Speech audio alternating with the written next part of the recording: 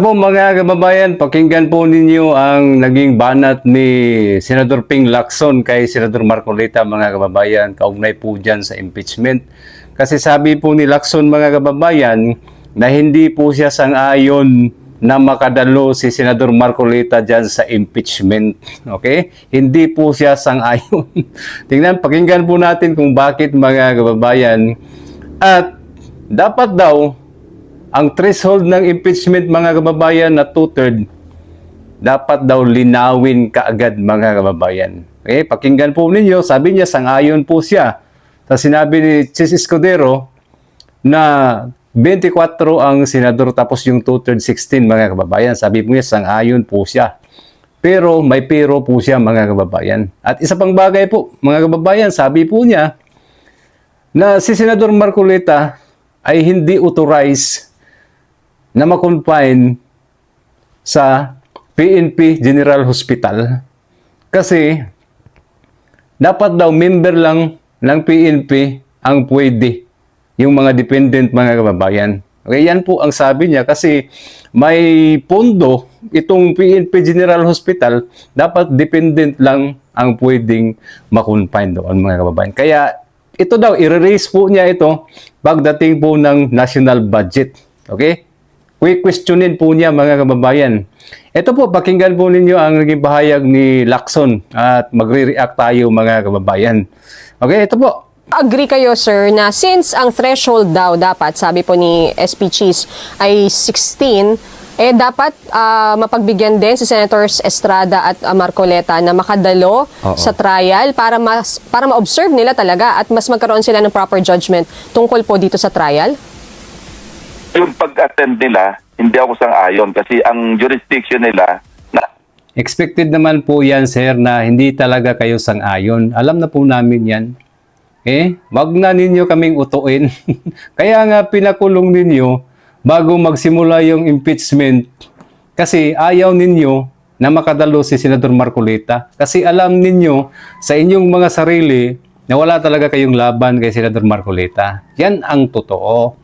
Ilalampaso kayo, ipapahiya kayo, at lalamunin kayo ng buhay pagdating sa balitaktakan. O, di ba? Yan po ang dahilan. Hanggang ngayon, meron pa kayong trauma nung nakaraang taon dyan din sa impeachment ni BP Sara. Kaya ayaw na ninyong mangyari uli ang kahihiyan na sinapit ninyo nung nakaraang taon. Lalo na po si Tuta Soto, di ba? Kaya hindi talaga kayo papayag, gagawin ninyo lahat ng bagay para maalis dyan si Sen Marcolita sa impeachment. Kaya nga nakakulong ngayon di ba? Kaya utuin ninyo ang mga taong kaya ninyong mauto, wag kami. Di ba? nasa korte, wala na sa Senado . Pero yung 16, sumasang-ayon ako doon. Ano naman yun kinwalify ko naman noong tumayo ako dahil hindi ko kino-question yung 16 na threshold. Ang tinatanong ko lang, kina-clarify ko kasi nakapaloob doon sa opening statement ni Senator Cheese yung sinabi niyang 16 yung dapat yung boto, yung 2/3. Dahil sa opening statement saka paloob yun, hindi naman talaga, kaya hindi malinaw. Actually, marami din tumawag sa... Nang-ayon siya sa sinabi daw ni Presiding Officer Chis Escudero, mga kababayan, na merong 24 senador tapos 16 yung 2/3. Pero ang sabi po niya, hindi daw malinaw. Di ba? Talagang nayanig po sila mga kababayan sa naging pahayag ni Escudero. Kaya hinahanapan po nila ng paraan para marisolba ito. Ituloy lang po natin mga kababayan ang kanyang naging pahayag. Sa akin, ano ba yung statement ni Presiding Officer? Yung ba ruling na ng impeachment court o sarili niyong opinion? Ako rin, medyo confused ako doon kaya kinlarify ko. Magko-confuse ka talaga, sir, kasi hindi ninyo kayang tanggapin na merong 24 na mga senador tapos yung 2/3 ay 16. Hindi ninyo tatanggapin yan kasi dihado kayo. Kasi alam ninyo na wala kayong bilang, wala kayong numero. Hindi ninyo makukuha yung 16. Magko-confuse ka talaga. mauulol pa. O, di ba? Sa tingin po ninyo, Senator, yung issue or yung usapin dyan sa pagbobotohan, yung threshold ay dapat later on nang madiscuss kasi maaga pa naman ngayon nagde-deliberate pa rin naman tayo ng mga articles of impeachment eh. Ang concern namin noon, ako mismo sa concern ko na ni-raise to din noon nung nag-caucus kami, kung halimbawang hindi yun settled, at kami bilang impeachment court, sa dulo na, nagkaroon na kami ng ruling, ng decision. Halimbawa, merong ang interpretation namin hindi 24 yung base number dahil dahil kukunti na lang naiwan, hindi na sapat yung numero para magbigay ng boto, At kung halimbawang sa ruling na nagkaroon ng controversy, maantala pa yung trial kung sakaling doon pa lang i-raise, hindi ba? Dahil, kaya, nag-rule kami na, okay, hindi naman tayo 24, 20 lang tayo. At nanalo yung sabihin na, nagsabi na, hindi, i-base natin sa 20 lamang. Halimbawa yun ang nanalo sa aming caucus, sa aming pagbobotohan, na hindi, 20 lang yung bilang. Isipin mong kahiyaan kasi unang-una, malinaw naman na yung decision ng impeachment court unappealable. Hindi pwedeng i-reverse ng Korte Suprema.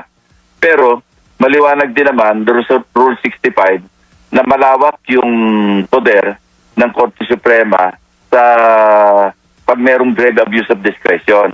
Hindi ba, Christian, Victoria, napaka-awkward, halimbawang sinabi namin, hindi. 12 lamang yung 2/3, o kaya 13, o kaya 14. Pagkatapos merong magre-raise ng issue sa Korte Suprema at i-reverse. Yun ang messy. Kasi nando tayo sa naipit tayo doon sa interpretasyon na hindi pwedeng i-appeal yung decision ng impeachment court. Pero meron namang nangyaring grave abuse of discretion kaya na-reverse o hindi pinayagan ng Korte Suprema na yung number of votes to convict na 2/3 hindi 16. Napaka-messy noon. Baka magkaroon pa ng gulo. So, para sa akin, mas mainam ng maaga pa lamang mag-settle na ito. Pero once and for all, bago kami mag-render ng aming decision, yung ruling, whether to convict or to acquit, maliwanag na sa amin yung 2/3 na, yung bilang ng 2/3. Kaya better na Hindi pa talaga maliwanag sa kanila mga kababayan ang bilang ng 2/3. Ayaw nilang tanggapin kasi yung 16 mga kababayan sa 24 na mga senador. Naghahanap pa po sila ng butas. Paano nila magawan ito ng paraan kasi nga alam nila na wala po silang bilang mga kababayan. Gagawin po nila lahat yan. Maniwala kayo. Talagang makukonvict yan si BP Sara. Magaling po silang magbendalo mga kababayan. Magbend the rules. Magbend the constitution. Kayang-kaya po nilang gawin yan. Okay? Kaya tingnan po natin ang mga mangyayari mga kababayan. na lang sa akin, sir, ito, baka masagot nyo. Kasi nga po, sumuko po si Senator Rodante Marcoleta sa Sandigan Bayan nung Monday, bago mag-trial, because of plunder. Ano lang po ang inyong masasabi as his colleague in the Senate? Alam mo, yung nag-tweet ako dyan, meron akong post sa X. Pero yon, alam mo, since time immemorial, ganyan lagi nangyayari. Pag may kaming kinokontempt kami sa Senado, ang bagsak lagi sa ospital. Kapag merong naaresto, ang bagsak sa ospital. Naglalabasan yung sakit once na lumalabas yung warrant. Si Secretary Boruan, nung naaresto, diretso sa ospital. Yung mga nakaraan din mga pangyayari, nakakakita tayo na kapag yung tao hindi pangkaraniwan, sa halip na sa pangkaraniwang kulungan, napipiit, ang takbo sa ospital. So parang nasabi ko lang na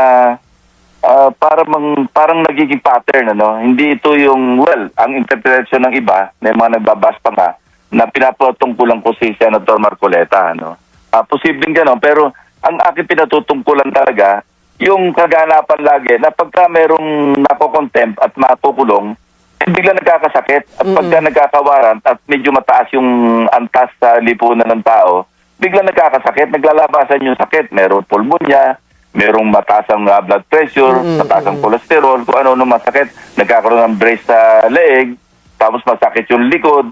lahat ng sakit naglalabasan, parang kasabay ng paglabas ng warrant of arrest, lumalabas yung sakit. So ano dapat, sir? Ito, nagtanga-tangahan itong si Lacson, mga kababayan. Parang hindi po niya alam na karapatan po ni Senador Marcolita yan.